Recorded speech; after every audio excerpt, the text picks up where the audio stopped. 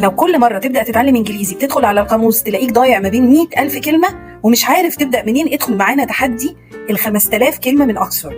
دي الكلمات اللي فعلا بتستخدمهم في الحياة، في الشغل، في الكلام الحقيقي. خد أول 5 كلمات وتحدى نفسك تتعلمهم صح. الكلمة الأولى persevere. persevere معنى يثابر، يكمل رغم الصعوبات. Even when things get hard, she always perseveres. Persevere through difficulties. 2. thrive يزدهر أو يتطور بسرعة. Children thrive in a positive environment. Thrive on pressure يزدهر تحت الضغط. 3. resilient.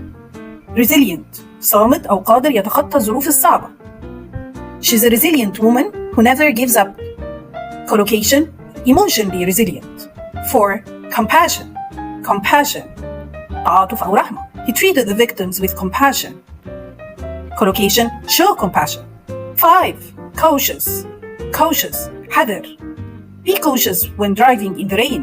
Collocation cautious approach.